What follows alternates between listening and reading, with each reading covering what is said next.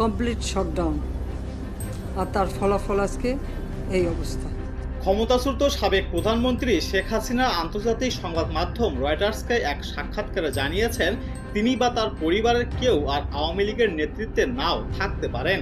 ছাত্র জনতার গণ অভ্যুত্থানে 2024 সালের 5ই আগস্টের পর থেকেই ভারতে অবস্থান করছেন শেখ হাসিনা। সেখান থেকে রয়টার্সকে দেওয়া এক সাক্ষাৎকারে তিনি এমনটি জানান। ক্ষমতাচ্যুত হওয়ার পর এটি তার প্রথম আনুষ্ঠানিক সাক্ষাৎকার। বর্তমানে তার দল আওয়ামী লীগের রাজনৈতিক কার্যক্রম দেশে নিষিদ্ধ অবস্থায় আছে।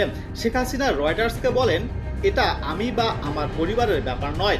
বাংলাদেশে যে ভবিষ্যৎ চায় তা অর্জন করতে হলে সাংবিধানিক শাসন ও রাজনৈতিক স্থিতিশীলতা ফিরিয়ে আনতেই হবে। কোনো একক ব্যক্তি বা পরিবার দেশের ভবিষ্যৎ নির্ধারণ করতে পারে না। তবে তার এই বক্তব্য তার ছেলে সজীব ওয়াজেদ জয়ের আগের মন্তব্যের সঙ্গে কিছুটা ভিন্ন।